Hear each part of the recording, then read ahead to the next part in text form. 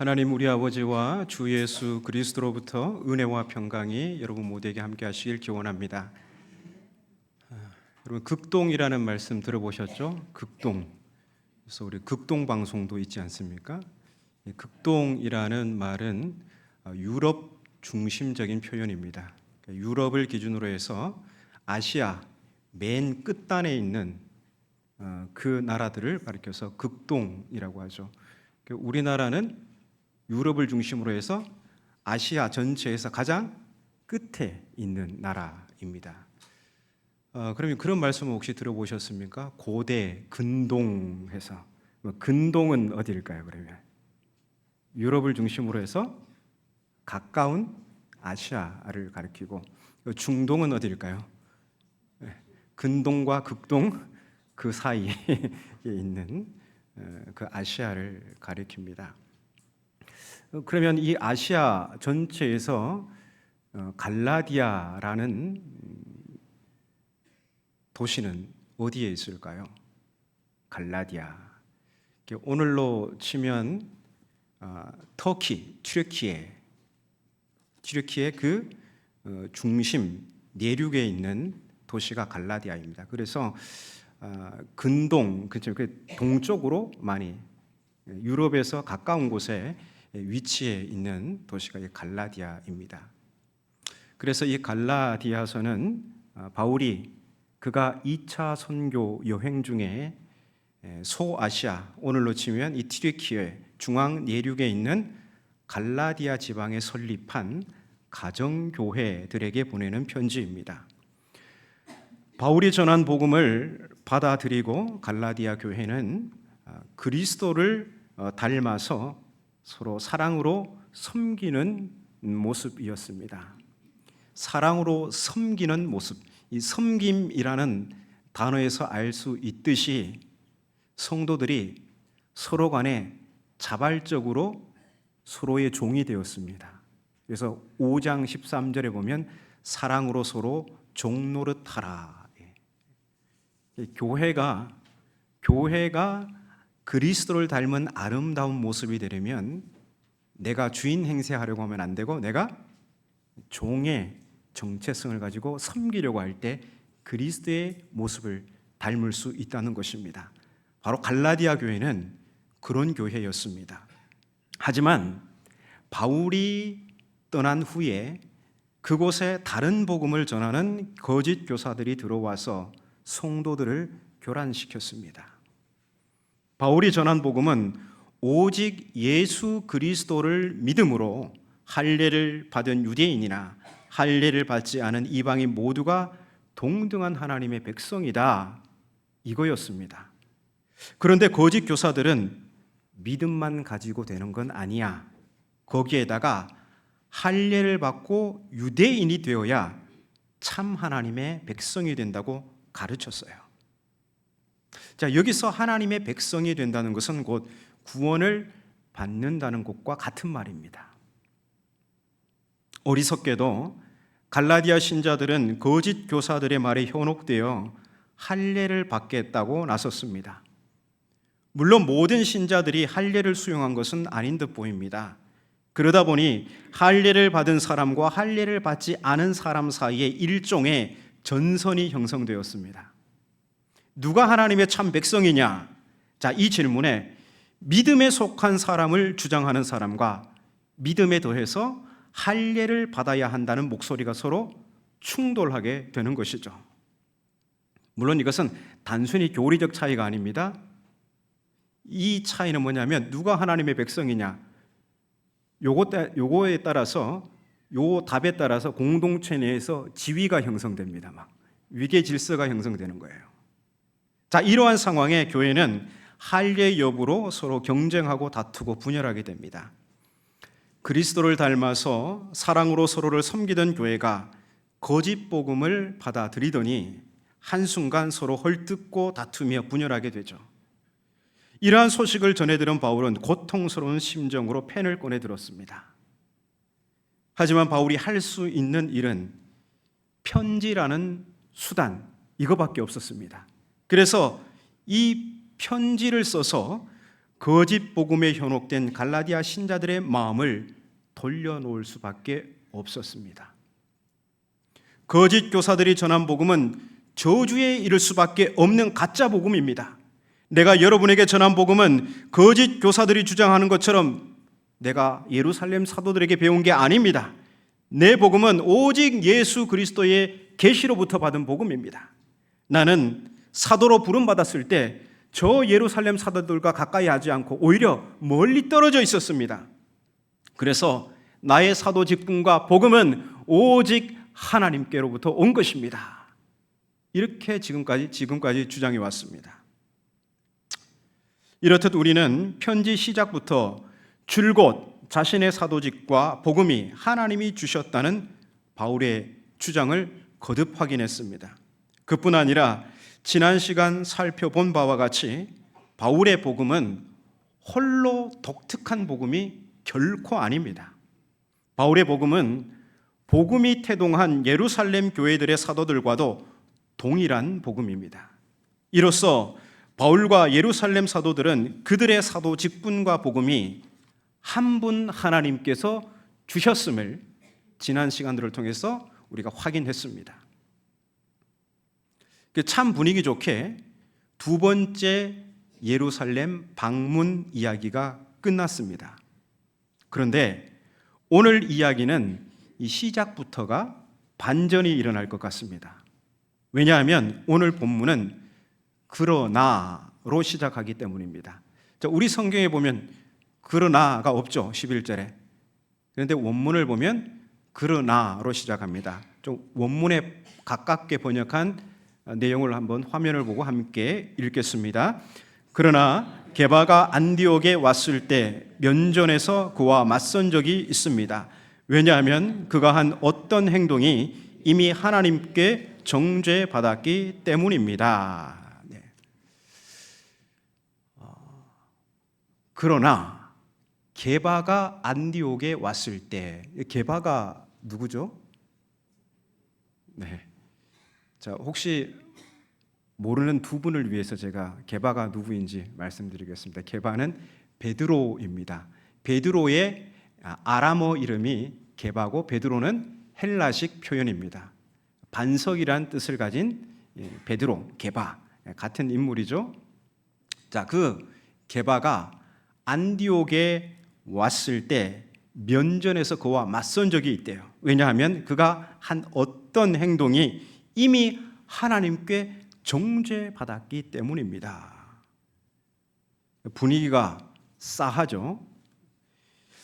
분명 두 번째 예루살렘 방문에서 친교의 악수를 나눈 바울과 게바가 오늘 본문에서는 대립하고 있는 듯 보입니다.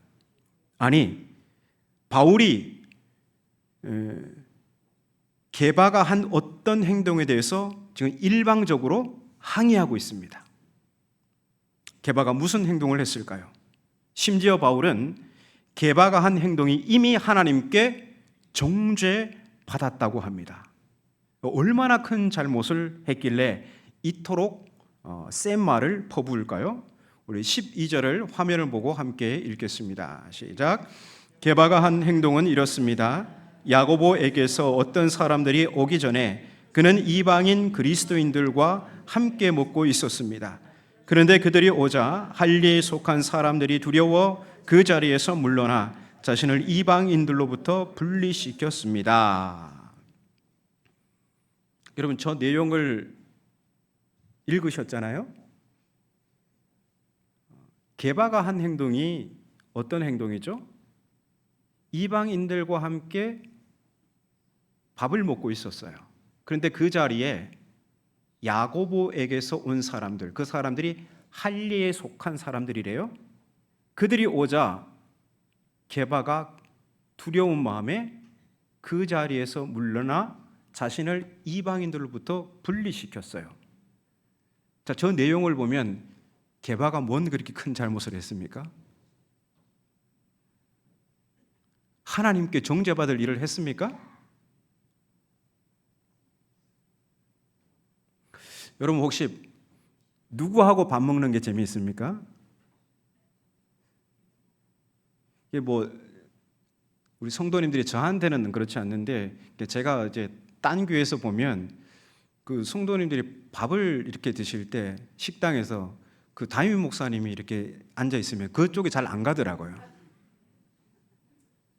불편해서 그런가 봐요. 불편하든지 싫든지. 우리 누구하고 밥 먹고 싶어요? 네. 어떤 음식을 먹느냐가 중요한 게 아니라 누구와 먹느냐가 더 중요하잖아요. 그래서 밥은 뭐냐면 밥을 먹는다는 것은 좀 더 큰 의미를 두면 정말 생명을 공유하는 것이고 조금 더 이제 작게 이제 그 의미를 새기자면 같은 것을 공유하는 사람이에요. 뜻이 같고 생각이 같고 우리는 그런 사람과 함께 밥 먹고 싶어요. 그러나 뜻이 다르고 생각이 다르고 맨날 마찰을 빚으면 어떻게 돼요? 그 사람하고 밥 먹고 싶나요? 굉장히 불편하죠. 네, 굉장히 불편합니다. 지금 게바가 이방인들하고 같이 밥을 먹고 있었어요. 근데 갑자기 상황이 바뀌니까 그들로부터 자신을 분리시켜 버립니다. 나 당신과 친해, 우린 같은 생각을 공유하고 있어요 하다가 상황이 바뀌니까 나 당신하고 뜻이 달라, 이런 메시지를 주는 행동이잖아요. 그 행동을 버렸다는 거예요. 한번 자세히 뜯어보겠습니다. 자, 이 사건은 안디옥이라는 곳에서 벌어졌습니다. 이 안디옥은 이방의 최초로 교회가 세워진 장소이면서 바울의 이방 선교를 위한 거점입니다. 여기서 출발해서 이방 땅에 선교를 하고 돌아와 좀 머물고 있다가 다시 여기서 돌아오고 여기서 바울의 선교 후원을 돕고 이런 일을 감당했던 그런 교회죠. 이 복음이 태동한 예루살렘 교회 입장에서 보면 매우 의미 있는 장소죠. 그러다 보니까 예루살렘 교회와 안디옥 교회는 서로 사역을 돕는 공생관계를 맺고 잦은 교류가 있었습니다. 게바와 그의 일행이 이번에는 정확히 무슨 일로 안디옥 교회를 방문했는지는 모르겠지만 그들은 그곳에서 안디옥에 있는 이방인 그리스도인들과 함께 식탁 교제를 하고 있었습니다. 얼마나 보기 좋습니까? 그리스도 안에서 유대인 그리스도인과 이방인 그리스도인이 한 형제 자매가 되어서 한 식탁에 둘러앉아 음식을 먹고 있습니다. 하나님 보시기에 너무나 아름다운 모습이죠. 그런데 그곳에 야고보에게서 온 어떤 사람들이 도착하게 됩니다. 야고보에게서 왔다는 말은 예루살렘 교회에서 왔다는 것입니다. 그런데 12절 하반절은 그들을 가리켜서 할례자, 곧 할례에 속한 사람이라고 지칭하고 있습니다. 당시 예루살렘 교회엔 복음에 대해 다양한 입장들이 있었을 것으로 추정됩니다. 바울과 친교의 악수를 나눈 사도들처럼 믿음이 하나님의 백성됨의 조건이라 여기는 사람이 있는가 하면 이에 전적으로 동의하면서도 유대 민족의 정체성을 중요시해서 할례를 행하는 온건파도 있었을 것입니다. 이런 사람은 괜찮아요. 믿음만이 하나님 백성됨의 조건이지, 유대인들 중에 이렇게 고백하면서 그래도 우리 조상들로부터 전통적으로 행해왔던 그 할례, 우리 유대인의 정체성을 상징하는 그 할례 나도 행하고 싶어, 이거 아무 문제 없습니다. 그런데 문제는 또 다른 부류예요. 하나님의 백성이 되려면 믿음만 가지고서는 안 되고 반드시 할례를 받아야 한다는 그런 강경파도 있었을 것입니다. 그런데 야고보에게서 온 할례자들은 아마도 반드시 할례를 받아야 한다고 주장하는 강경파 사람들로 보입니다. 왜냐하면 이들이 도착하자 이방인 그리스도인들과 식탁 교제에 있던 게바가 그들이 두려워 이방인들로부터 자신을 분리시켰기 때문입니다. 게바는 이들의 정체를 알고 있었던 것 같습니다. 이들은 유대인이 할례를 받지 않은 이방인과 식탁 교제를 하는 것을 매우 불편하게 여기는 사람들입니다. 그래서 이들이 도착하자 게바는 무슨 잘못이라도 한 듯 두려워서 급히 그 자리를 떠나게 됩니다. 그런데 게바의 행동은 자기 한 사람에게서 그치지 않죠. 그 자리에서 함께 식사를 하던 게바의 유대인 일행들도 그를 따라 자리에서 일어나게 되고, 심지어 안디옥 교회 담임 목사님인 바나바까지도 눈치를 보다가 급히 그 자리를 떠나게 됩니다. 굉장히 묘한 상황이 벌어졌어요. 게바의 행동은 일행에게 전념되었고 심지어 바나바조차도 전념되었습니다. 게바 일행의 돌출 행동으로 인해서 식탁 교제가 파행되었습니다. 게바 일행의 뜬금없는 행동에 함께 식사하던 이방인들은 경악을 금치 못했을 것입니다. 왜냐하면 게바가 보인 행동엔 이방인 그리스도인들을 향한 메시지가 담겨 있기 때문입니다. 난 하나님의 백성 유대인으로서 할례받지 않은 이방인 죄인과 함께 식탁 교제를 할 수 없습니다. 나와 함께 계속해서 식탁 교제를 하려거든 반드시 할례를 행하고 유대인이 되십시오. 사실 게바는 아무 말도 안 했어요. 게바는 그냥 할례에 속한 사람들이 두려워서 이방인들로부터 자기를 분리시킨 것뿐이에요. 근데 그 행동이 뭘 주는 거예요? 일종의 메시지를 주는 거죠. 행동이 메시지를 주는 거 많잖아요. 우리 장로교는 장로교의 설교는 이해를 추구하는 설교, 보통 그렇게 알고 있습니다. 그래서 예배를 마치고 성도들이 나가실 때 이 악수를 그냥 대충 하고 나가시면 오늘 설교 하나도 이해가 안 됐습니다. 뭔 말 하는 건지 모릅니다. 이 행동이 그런 메시지를 주는 거잖아요. 그런데 손을 꼭 붙잡고 이건 뭐예요? 오늘 제대로 이해했습니다. 이 뜻이잖아요. 행동이 메시지를 주는 거예요. 마찬가지로 게바는 아무런 행동을 하지 않았어요. 아무런 말을 하지 않았어요. 그런데 이방인들로부터 자기를 딱 분리시키는 거예요. 이건 뭐예요? 나는 이방 죄인들과 함께 식사를 할 수 없어요. 나는 하나님의 백성 유대인이에요. 당신들이 할례를 행한다면, 그리고 유대인이 된다면 다시 고려해 보겠습니다. 이런 메시지죠. 바울은 이방인들에게서 자신을 분리시킨 게바와 그의 일행들, 그리고 바나바의 행동을 가리켜 외식이라고 규정합니다. 외식이란 낱말에 식자가 장식할 때 그 식자잖아요. 그래서 외식은 바깥을 그럴싸하게 장식하는 겁니다. 게바 일행은 복음의 진리가 무엇인지 알면서도 할례에 속한 자들이 두려워서 자신들의 겉모양을 그들이 보기에 좋게 장식한 것입니다. 흔한 말로 이런 사람을 가리켜서 위선자라고 합니다. 그러면서 14절에는 그들의 위선적 행태를 신학적으로 규명하죠. 그들이 복음의 진리를 따라 바르게 행하지 않았다. 이렇게 거듭 강조하는 것이지만, 복음은 구원을 가져다 주는 기쁜 소식일 뿐만 아니라 조금이라도 침해되어서는 안 될 순종의 대상입니다. 하지만 게바와 그의 일행은 복음의 진리를 따라 올곧게 걷지 않았습니다. 바울이 고통스러운 것은 심지어 바나바조차도, 안디옥 교회 담임 목사님인 바나바조차도 그 교회 신자들로부터 자신을 분리시킨 겁니다. 바울은 복음의 진리를 벗어난 게바와 그의 일행의 위선적 행태가 하나님께 이미 정죄받은 일이고, 그래서 바울은 게바에게 맞섰던 것입니다. 그래도 바울의 말수위가 너무 세지 않습니까? 지난번 두 번째 예루살렘 방문에서 친교의 악수까지 했는데 너무 지나치다 싶습니다. 하지만 바울이 날카롭게 맞섰던 이유는 게바의 행동이 복음의 진리에서 벗어났기 때문입니다. 이방인에게서 자신을 분리한 게바의 행동은 할례받지 않은 이방인 그리스도인은 하나님의 백성으로 인정할 수 없다는 것을 시사한 것입니다. 하지만 게바는 누구보다도 하나님께서 믿음에 속한 이방인을 하나님의 백성으로 받아들이셨다는 사실을 가장 먼저 안 사람이에요.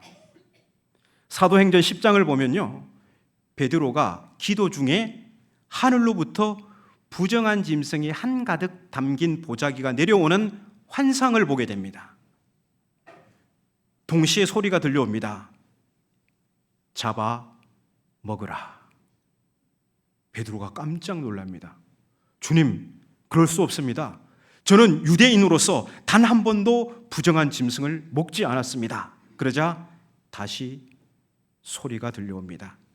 내가 깨끗하게 했으니 부정하다고 하지 말라.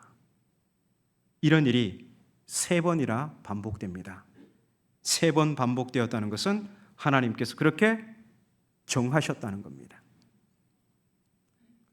하나님께서 믿음에 속한 이방인을 하나님의 백성으로 삼으셨다는 말이죠.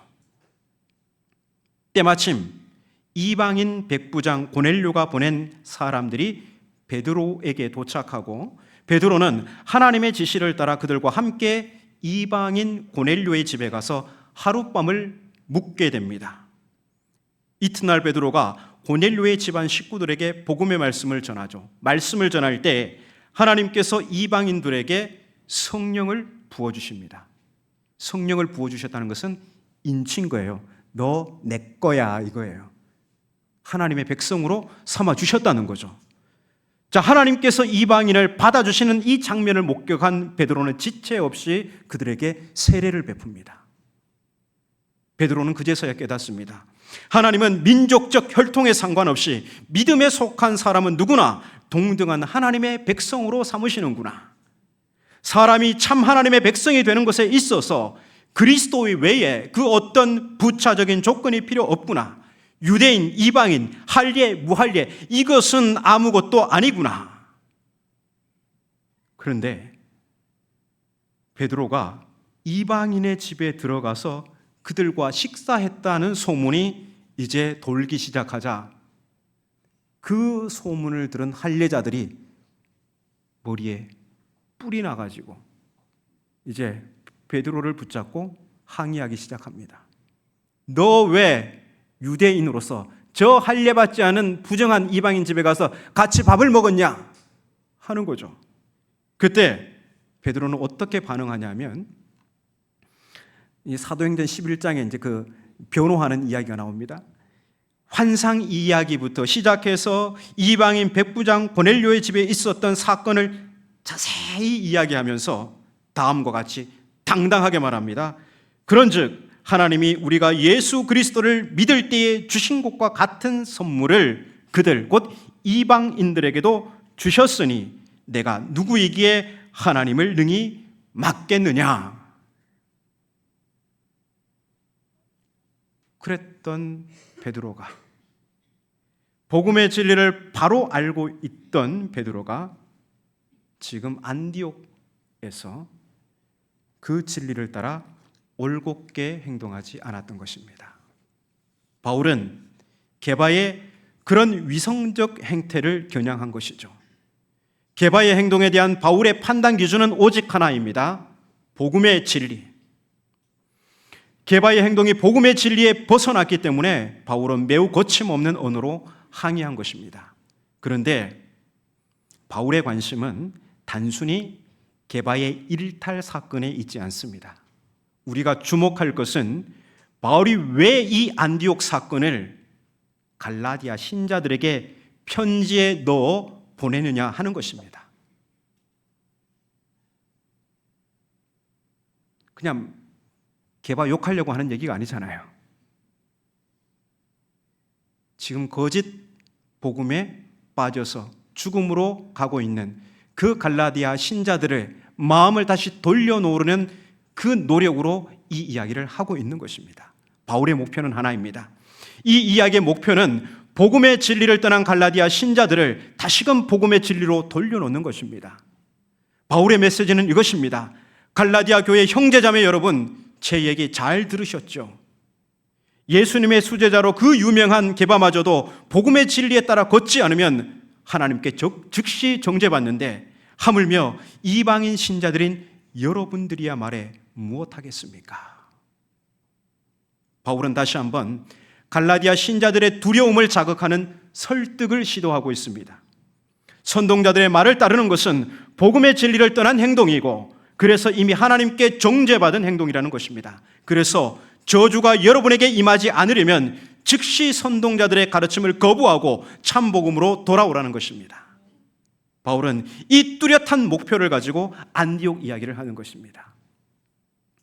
게바, 곧 베드로라는 이름은 매우 상징적입니다. 베드로는 예수님의 수제자요, 복음이 태동한 예루살렘 교회의 최고 지도자 중 하나입니다. 그런데 바울은 그런 베드로에게 있었던 일탈을 갈라디아 신자들에게 거침없이 내뱉습니다. 베드로가 예루살렘 교회의 기둥과 같은 사도라면 바울은 그간에 그의 이름값과 그의 공로를 생각해서라도 허물을 눈감아줘야 하지 않을까요? 그래도 옛날에 이런 일을 많이 했지 않습니까? 더 이상 이런 얘기 하지 맙시다. 그런데 바울의 초점은 베드로의 위상이 아니라 오직 복음의 진리입니다. 사도의 명성에 따라 복음의 진리라는 절대값이 달라지거나 구부러지지 않습니다. 사람은 이름값에 눌릴 때가 많습니다. TV에 나오는 유명한 목사님이니까 저분 말씀은 다 맞을 거야. 교회를 10만 명까지 성장시켰으니까 세습과 같은 일탈 정도는 눈 감아줄 수 있지. 그분이 옛날에 얼마나 좋은 일 많이 했는데. 사람은 이름값을 기준으로 호의적인 태도를 보이거나 적대적인 태도를 보입니다. 이름값이 높으면 뭔 잘못을 해도 그냥 수그리고, 내가 만만해 보이면 개척교회 목사님한테는 거침없이 행동하고, 이게 사람의 입니다. 하지만 바울의 기준은 이름값에 상관없이 오직 복음의 진리를 따라 판단합니다. 이 기준에서 벗어나면 베드로도 예외가 되지 않습니다. 제가 간혹 한국교회 유명한 목사님들을 비판하는 이유도 마찬가지입니다.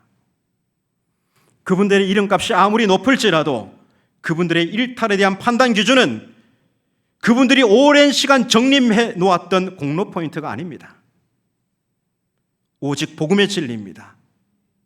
여러분, 이름값에 속지 마십시오. 안디옥 사건에서 바울이 마지막으로 하고 싶은 말은 이것입니다. 갈라디아 형제 자매 여러분, 복음은 구원을 가져다 주는 기쁜 소식일 뿐만 아니라 조금이라도 침해되어서는 안 되는 순종의 대상입니다. 그래서 복음의 진리는 마음으로 믿고 입술로 고백하는 것에 머물러서는 안 됩니다. 그리스도인은 복음의 진리에 자신을 정향시켜 항상 올곧게 걸어야 합니다. 그러니 속히 거짓 교사들의 손아귀에서 벗어나십시오. 바울은 이 두 번째 예루살렘 방문에서 디도에게 할례를 강요하는 거짓 형제들에 맞서 복음의 진리를 지켰습니다. 그리고 안디옥에서는 게바에 맞서 예수를 믿는 사람은 복음의 진리에 자신을 정향시켜 항상 올곧게 걸어야 한다고 말했습니다. 여기서 걷는다는 것은 살아내고 행동하는 것을 의미합니다. 그렇습니다. 복음의 진리는 행동으로 표현되어야 합니다.